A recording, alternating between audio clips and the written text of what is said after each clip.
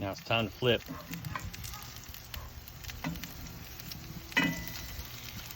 So today I've got these Omaha steaks, Filet Mignon here.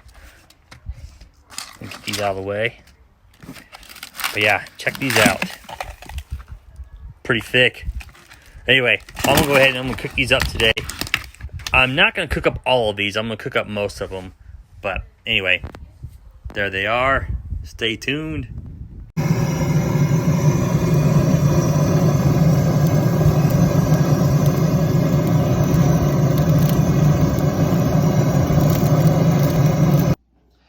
Okay, these fillets thawed out and I've got them seasoned. I did some brisket rub from Lane's Barbecue that I like a lot. And so I put extra rub here because I've got thick sides on these, and I'm just gonna rub them around, or roll them around, I should say. Get crust on all the sides here. Anyway, that's the plan. Let me just put that in there too. Okay. Here we are, these things are all rubbed and ready to go. Gonna throw them out on the grill at indirect heat at 250 over hickory wood. I wish you could smell this. That's the hickory smoke coming out. Anyway, okay, this grill is about, I don't know, probably about 225. Should get up 250. I'm just gonna throw these steaks on here.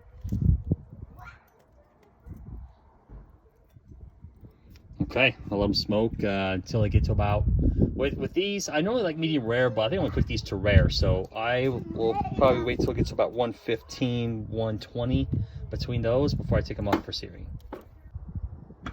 Here we go. It's been on about an hour. Yep.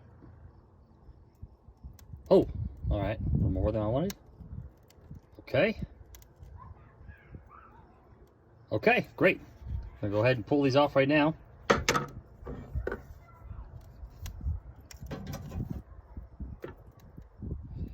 2, 3.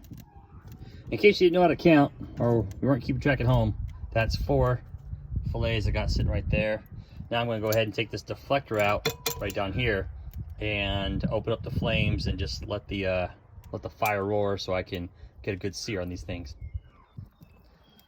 So I removed the slow roller deflector there, and then I put the grates back in, and you can see the hickory wood, well, some of it's starting to catch fire there, but anyway, I also took this, I'm gonna take this damper here, I'm just gonna open it up all the way. I think I'll leave this open for a minute because I think it's the best way to get air to this is just leaving the lid open as compared to closing it and opening the damper all the way, which on these Kamado Joes, you can roll that over as well. And anyway, get a big, can't even talk right now, but you can go ahead and you can build yourself up quite the heat source there. It's gonna burn up pretty good. Anyway, I think I'll just leave it like this. And in a few minutes, this thing's gonna be past 500 degrees. So here's what I'm gonna do. Go ahead and pour the avocado oil in. And then I'll toss in a couple of sprigs of rosemary there. And my patio's on a little bit of a slant, so I do need to pick this up and move it around. So I'm gonna grab my glove here real quick. There you go. Okay. Go ahead. Oh, smell that avocado oil and the rosemary cooking in there together. It smells amazing. Right now, the moment you've all been waiting for. Well, I guess some of you have been waiting for it. The grand finale is at the end when I slice it. Gotta get that sizzle in.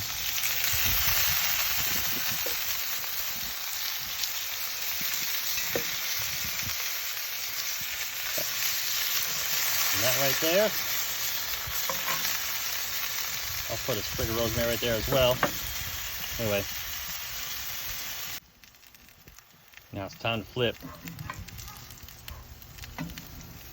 You can see those grate marks on the bottoms of these. It's not from the pan, obviously, but it's from when it was sitting on the grill earlier.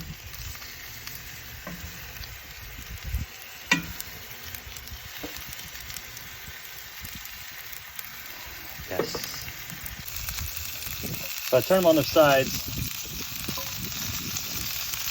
They're thick enough to stand up. So anyway, when they're thick enough to stand up, I like to sear the sides of them too. I don't know if I'll be able to get every side. I mean, it is round. So does it really have a side? I don't know, but I'm getting the thickness of it seared, I guess is the best thing to say. These have been searing on their sides. So we'll go ahead and rest them.